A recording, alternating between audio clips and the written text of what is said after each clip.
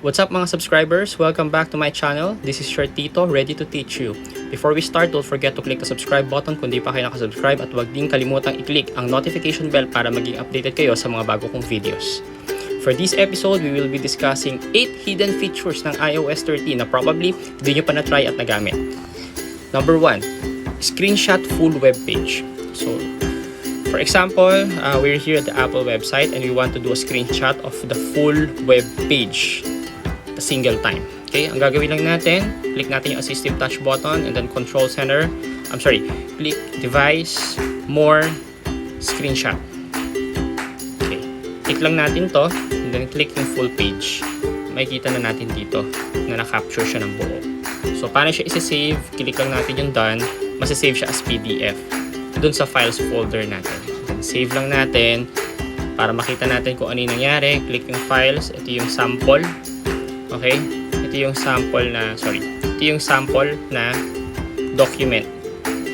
Okay? So, kung mapapansin nyo, buong-buo siyang kinuha from top to bottom ng web page. Next, easily switch Wi-Fi networks and Bluetooth devices. Click lang natin ulit yung assistive touch button. Click natin yung control center. Click natin to. Okay? And then, let's hold and click the Wi-Fi settings. So, this one you can easily switch from which device, home device you want to connect to. Okay? And then, next, silence unknown callers. So, pagod ka na ba sa mga spam calls from telemarketers?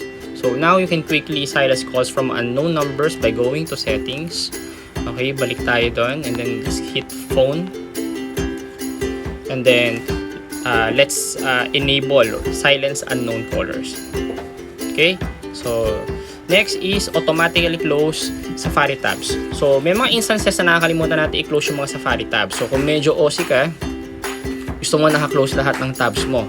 So ang gagawin natin, so yung mga naiiwan tayo minsan nakabukas na ganyan di ba? So ang gagawin natin is go to settings. Okay, let's go back and let's find Safari.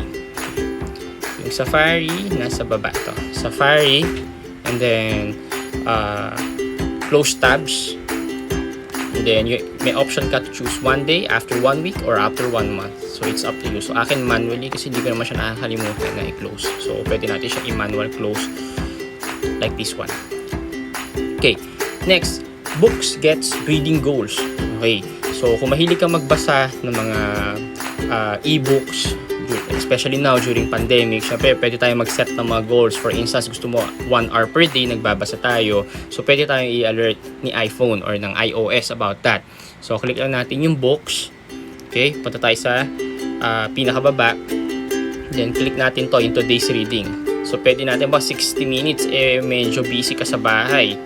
So adjust goal mo lang. Pwede mong gawing siguro at least 40 minutes per day. So, ayun na yung reading goal mo. So, mag-a-alert siya once na ma-reach mo siya. Okay? Next is the 3-finger tap twice to undo. Okay, for instance, magta-type tayo. Dito, halimbawa. Ganyan. No? Gusto nating i-undo. So, all we have to do is to double-click. Okay? Using our 3 fingers. Bahala na kayo kung anong finger yung gagamitin nyo or fingers yung gagamitin nyo. Basta 3 fingers. Tap twice, lalabas yun nasa ibabaw, you click undo, and then may redo button din siya. Kung mapapansin nyo, may mga cut, paste, and then save button din siya. Okay? Compress, expand files. Okay.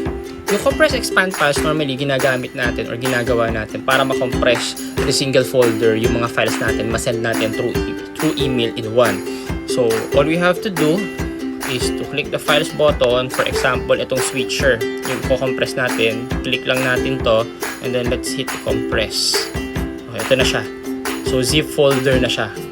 So, ngayon, pag naka-receive ka naman ng zip file at you want to uncompress, so, i-long press nyo lang and then click uncompress. Ayan na siya. And then number 8, you can use a mouse, no? Did you know that you can use a mouse with your iPhone or your iPad in iOS 13? Pero, remind ko lang kayo na yung paggamit ng mouse, hindi natin magagamit yung mouse na may dongle, separate Bluetooth dongle. So, magagamit lang natin dito is yung mouse na direct connection na sa Bluetooth device. Okay, so all you have to do is to click the settings button. Okay. let's look for accessibility. Accessibility, let's look for touch.